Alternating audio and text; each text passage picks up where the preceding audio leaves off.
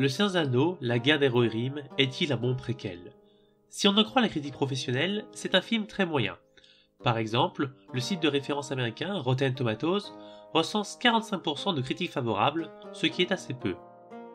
Pour ma part, je ne suis pas un critique professionnel, je suis juste un fan partageant son opinion en argumentant de son mieux. Et justement, selon moi, est-ce un bon film ou pas? Est-ce un bon préquel ou pas? Eh bien, je vous propose de les découvrir au cours des quelques minutes qui vont suivre. Salut à tous, c'est Oberon pour une vidéo d'après-séance sur le film d'animation Le Seigneur des Anneaux, la guerre des Rohirrim. Le film est sorti en France le 11 décembre 2024 et j'ai été le voir environ une semaine plus tard. Entre temps, le 13 décembre 2024, je sortais une vidéo d'avant-séance expliquant mes attentes vis-à-vis du film, comme amateur des œuvres de Tolkien et de Peter Jackson. J'exposais surtout mes espérances et mes craintes sur le film en tant que préquel du Seigneur des Anneaux. 3 points en ressortaient. En premier lieu, l'esthétique, car j'attendais une animation japonaise adaptant fidèlement l'univers visuel de la trilogie de Peter Jackson. J'avais plutôt un bon ressenti vis-à-vis de la bande-annonce, mais je craignais des images de synthèse tranchant trop par rapport à l'animation 2D. En deuxième lieu, le scénario, parce que j'espérais une intrigue qui suit le récit Tolkien dans les grandes lignes et des inventions s'insérant correctement dans cette histoire. Je craignais des facilités d'écriture, notamment celle faisant du personnage principal, Hera, une Éowyn 2.0 sans aucune originalité. Et en troisième et dernier lieu, l'univers, car j'espérais un respect du légendaire de Tolkien, ou au moins de sa version dépeinte par Peter Jackson. La bande-annonce n'était pas rassurante à cet égard, puisqu'elle montrait des éléments totalement absents des écrits de Tolkien, relatant les événements décrits dans la guerre des Rohirrim. Je pense en particulier au Boumakil, au Grand Aigle Blanc et au Guetteur de l'eau. Voilà donc quelles étaient mes attentes vis-à-vis du film en tant que préquel. L'esthétique, le scénario et l'univers. Cependant, je précisais bien en fin de vidéo que, dans la salle de cinéma, je n'allais pas tellement me focaliser là-dessus, mais plutôt chercher à passer un bon moment devant un bon film, sans vouloir jouer un rôle de fan pinailleur. C'est donc ce que j'ai fait. J'ai vu le film, et franchement, dans l'ensemble, j'ai apprécié. Attention, je ne dis pas que c'était le meilleur film de l'année 2024, ou un chef-d'œuvre d'animation. Non, c'était juste un bon film, sympathique, imparfait, mais tout à fait appréciable. J'ai passé un bon moment en salle et c'est l'essentiel. Cela dit, le film a-t-il bien satisfait mes attentes en tant que fan du Seigneur des Anneaux ou pas? Pour répondre à cette dernière question, je commencerai par faire un court résumé, sans spoil du film, puis j'expliquerai comment il a répondu à mes attentes, énoncées précédemment, et enfin j'aborderai ses principales faiblesses selon moi, parce que oui, le film a des faiblesses importantes. Je terminerai par un court point sur son discours moral. J'entends par là, pour dire les choses très rapidement, m'interroger si cette adaptation du Seigneur des Anneaux en 2024 est woke ou pas woke. Grâce à cela, nous verrons bien si ce préquel m'a satisfait, et si, vous-même, il pourrait vous satisfaire, toujours en tant que fan du Seigneur des Anneaux. D'abord, faisons un court résumé du film, sans spoil, en dehors de ce qui était déjà vu en bande-annonce bien sûr. Le film commence en l'an 2754 du Troisième Âge, environ 200 ans avant les événements de la trilogie du Seigneur des Anneaux. L'histoire se déroule au Rohan, où nous découvrons le personnage principal, Hera, la fille du roi Helm Pointmarteau. C'est une princesse rebelle, cavalière émérite, rêvant d'aventures et d'héroïsme. Sa tranquillité est brisée lorsque Freka, seigneur ambitieux de la marge de l'Ouest, se présente à Edoras et propose un mariage entre Hera et son fils, le jeune Wulf, un ami d'enfance de la princesse. Mais Hera, et surtout Helm, refusent. Le ton monte, Helm et Freka s'affrontent en duel, et d'un seul coup, Helm tue Freka. Alors son fils, Wulf, enrage de colère et de chagrin. Il jure de se venger de Helm, lequel l'épargne, mais le bannit du Rohan. 4 ans plus tard, Wulf est de retour pour se venger. À la tête d'une armée de Dunlending et de mercenaires Haradrim, il attaque le Rohan. Face à cet ennemi ivre de vengeance, Helm et surtout Hera doivent se battre pour protéger leur peuple. Après une première bataille à Edoras, les Rohirrim se replient dans la forteresse de Fort-le-Corps. Assiégés par les Dunlending, ils devront survivre à la faim, au froid et au désespoir, jusqu'à la fin du long hiver. Voilà donc les grandes lignes du scénario. Si vous souhaitez en apprendre plus sur la genèse du film et sur les événements racontés dans les textes de Tolkien, je vous encourage à voir la vidéo d'avant-séance. Et donc, le film a-t-il répondu à mes attentes d'avant-séance ou pas? Voyons cela point par point. En premier lieu, abordons l'animation. Les dessins en 2D sont beaux, le décor en 3D est magnifique. On retrouve totalement la direction artistique des films de Peter Jackson. Weta Workshop a fourni des illustrations et cela se voit. Le style de dessin japonais colle finalement assez bien cet univers. En réalité, ce n'est pas si surprenant. Depuis au moins les Chroniques de la guerre de Lodos en 1991, nous pouvons voir des univers médiévaux fantastiques européens, crédibles, dépeints en dessin animé japonais. L'animation est bonne, voire très bonne la plupart du temps. Il y a quelques moments un peu trop saccadés, mais ils sont l'exception et non la règle. Les grosses images de synthèse qui tâchent sont très rares. Le seul exemple qui me vient en tête est une palissade d'Edoras, détruite par un onifant, où les éclats de bois en CGI sont bien trop propres. En fait, le principal défaut de l'animation est l'intégration des personnages en 2D dans le décor en 3D. L'intégration ne fonctionne pas toujours. L'anime Shingeki no Kyojin, très fort sur ce point, n'est ici clairement pas égalé. Je pense que ça vient d'un manque de volume visible sur les personnages en 2D, notamment l'ombrage qui n'est pas suffisant sur les plans éloignés. Enfin, globalement, l'animation et le style de dessin m'ont beaucoup fait penser au film Sword of the Stranger, sorti en 2007. Ayant vraiment aimé ce film et ses animations 2D, c'est un point positif pour moi, mais je comprends que cela apparaisse comme, entre guillemets, vieillot aux yeux de certains critiques habitués à l'animation 3D récente. En deuxième lieu, parlons du scénario. Comme vous avez pu le constater par le résumé, le film suit globalement l'histoire décrite par Tolkien. Les grandes lignes sont là. Tous les personnages sont caractérisés de manière simple mais efficace, notamment dans leur motivation. Hera veut aider les autres tout en étant libre. Le roi Helm veut protéger son royaume et sa famille. Wulf est mu par sa quête de vengeance. Le général Targ par sa fonction militaire et son honneur, etc. etc. C'est simple et efficace. Les personnages évoluent, mais toujours de manière logique et en conservant leurs motivations initiales. D'ailleurs, les actions des personnages sont autant dues à des motivations sociologiques qu'à des motivations psychologiques. C'est-à-dire qu'ils agissent autant parce qu'ils le doivent, socialement et moralement, que parce qu'ils le veulent ou le désirent. Il y a un bon équilibre entre les deux. Le vouloir n'écrase pas le devoir.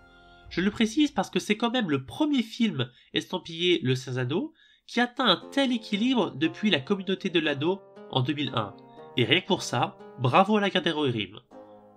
Quant aux inventions des scénaristes, elles fonctionnent plus ou moins. Certaines sont vraiment bien trouvées et d'autres sont moins intelligentes. J'ouvre ici une partie spoiler pour en parler en détail. J'indiquerai à l'écran le moment où vous pourrez reprendre la vidéo pour ceux qui souhaitent éviter les spoils. Parmi les inventions qui fonctionnent très bien, il y a d'abord l'envoi de Frealaf, le neveu du roi Helm, à Denaro. C'est justifié parce que le roi est en colère contre lui, suite à son échec à protéger sa fille, et parce qu'il refuse sa stratégie de repli dans les montagnes face à l'armée de Wulf. Cela justifie son absence lors de la bataille d'Edoras, et puis c'est cohérent par rapport à l'écriture de Helm et de Frealaf. Cet épisode n'est donc pas juste une référence inutile à Éomer, banni du Rohan par le roi Théoden dans Les Deux Tours. Une autre très bonne invention est la justification par Helm de son refus de la proposition de mariage de Freka. Selon Helm, Freka voulait obtenir le trône pour son fils, et donc il aurait fait tuer plus tard les héritiers de la couronne, à savoir les frères de Hera. Le roi a donc bien agi pour protéger sa famille, et non par fierté mal placée. Du côté des inventions moins intelligentes, on trouve la transformation du roi Helm en espèce de bête mystique. Cette idée n'est pas assumée jusqu'au bout. Le film lui-même montre que, en réalité, c'était une déchéance et une folie du roi, assez inutile face à l'armée des Dunlending. De plus, lors de son sacrifice héroïque, Helm Point Marteau est vraiment pleinement humain, donc ça ne va pas jusqu'au bout. Puis on trouve aussi les orques des trousseurs de cadavres. Visiblement, tous les orques ont reçu l'ordre du Mordor de collecter tous les anneaux d'or qu'ils trouvent. En effet, c'est un ordre général puisqu'ils détroussent des cadavres de guerriers Dunlending quelconques. Vraiment, c'est la stratégie de Sauron la plus aléatoire possible pour trouver l'anneau unique. Et à la fin du film, cette histoire sert à justifier le fait que Gandalf entre en contact avec Hera. Comme je le craignais, c'est une manière peu subtile de rattacher la guerre des Rohirrim à l'intrigue de la trilogie de Peter Jackson. Clairement, on aurait pu s'en passer. En outre, comme invention peu pertinente, il y a le fait que Hera porte une robe de mariée lors du combat final contre Wulf. Alors, visuellement, c'est beau, mais c'est tout. Hera se justifie en disant en gros, Wulf voulait une mariée, alors il va en avoir une. Mais ça fonctionne pas, puisque Wulf n'a pas vraiment envie de se marier avec Hera. La proposition de mariage est juste l'élément déclencheur du conflit, mais pas la motivation de Wulf, qui est en réalité la vengeance contre la famille royale du Rohan. Si Wulf a aimé Hera, cet amour n'existe plus depuis au moins leur confrontation à Isengard. Donc la robe de mariée ne marche pas d'un point de vue scénaristique. Ainsi vous comprenez que toutes les inventions du scénario ne fonctionnent pas forcément. Sur ce, fin de la zone spoiler. Pour conclure la partie scénario, je dois quand même parler de la principale invention des scénaristes, à savoir la princesse Hera. Si Tolkien évoque bel et bien dans les appendices du Seigneur des Anneaux la fille de Helm Pointmarteau, il ne lui donne pas de nom et aucun rôle actif. A l'inverse, les scénaristes ont fait de Hera le personnage principal du film. Je craignais qu'elle soit écrite comme une héroïne 2.0, celle des films, pas celle des livres, et effectivement elle est une héroïne 2.0.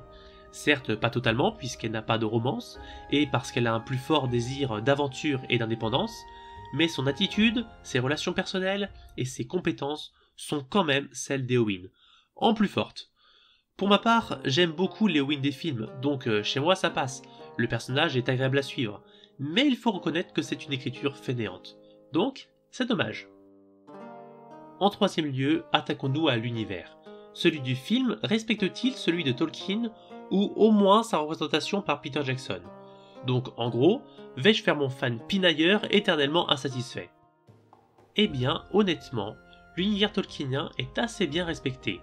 Certes, il y a quelques accros ici et là, que j'aborderai ensuite, mais l'ensemble se tient plutôt bien. C'est même assez surprenant.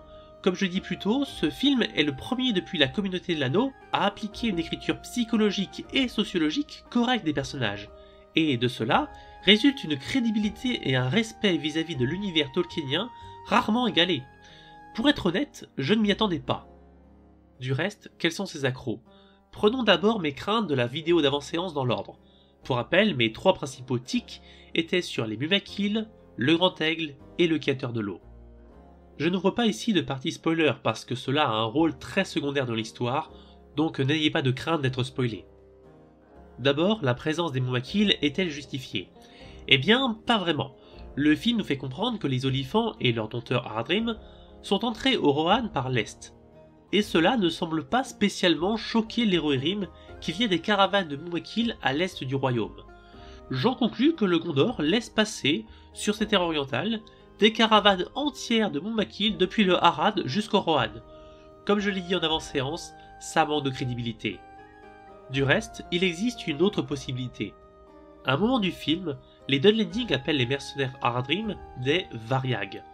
Les seuls Variag connus dans l'univers tolkienien sont les Variag de Khand, présents dans l'armée de Sauron lors de la bataille des Champs du Pélénor. Le Khand est le territoire au sud-est du Mordor, entre le proche Harad et le Rhoûn. Si les Haradrim du film sont en fait des Variag, alors ils sont peut-être originaires de Khand, donc ils ont pu emprunter la route, contournant le Mordor par le nord-est. Ainsi, la caravane aurait pu atteindre le Rohan sans passer par le Gondor.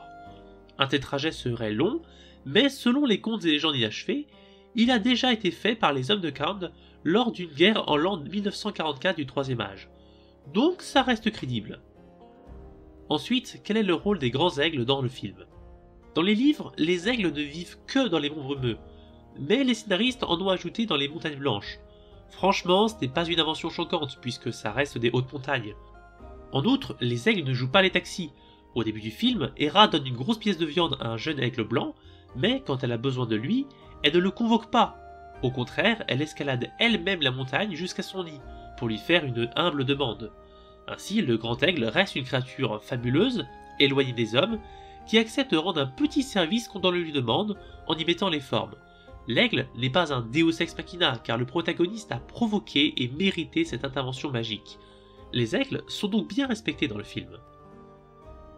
Enfin, mon troisième tic était sur le Guetteur de l'eau. En réalité, c'est simplement une autre créature de la même espèce, vivant dans un lac isolé du Rohan. Sa présence est même connue des Rohirrim. Donc heureusement, non, Hera ne fait pas la course avec un olifant jusqu'à la porte ouest de la Moria. Mais quand même, cela diminue le caractère singulier et mystérieux du Guetteur de l'eau de la Moria, et surtout le savoir de Gandalf. Je rappelle que, dans le livre, Gandalf, un magicien, ignore ce qu'est le Guetteur de l'eau, donc la scène du guetteur dévorant le Mumak est visuellement impressionnante, mais sa présence représente un petit accroc vis-à-vis de l'univers.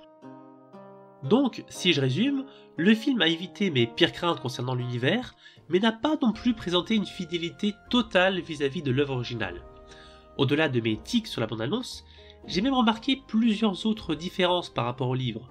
Je ne vais pas les citer, ce n'est pas le but de cette vidéo, peut-être en ferai-je une sur le sujet plus tard, mais les différences mineures sont en fait assez nombreuses, surtout à la fin du film. D'ailleurs, plusieurs de ces différences sont dues au plus grand respect vis-à-vis de l'adaptation de Peter Jackson, plutôt que vis-à-vis des écrits de Tolkien.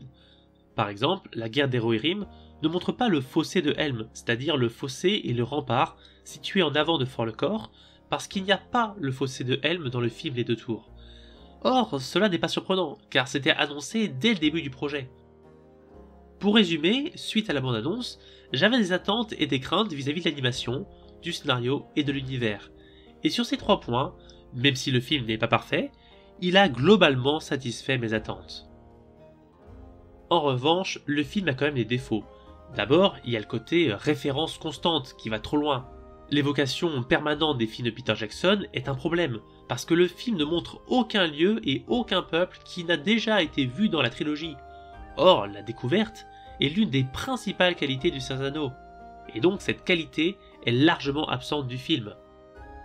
On peut d'ailleurs lister plusieurs découvertes manquées. Par exemple, le film ne montre pas le Dunland, ni la forteresse de Freka, située aux sources de la rivière Adorn qui est pourtant évoquée par Tolkien. De même, le film ne montre pas les corsaires d'Umbar combattant aux côtés des troupes de Wulf, alors qu'ils existent bel et bien chez Tolkien. Certes, on voit les corsaires dans la version longue du Retour du Roi, mais on ne les voit pas combattre. La guerre des Rohirrim aurait été la bonne occasion pour cela.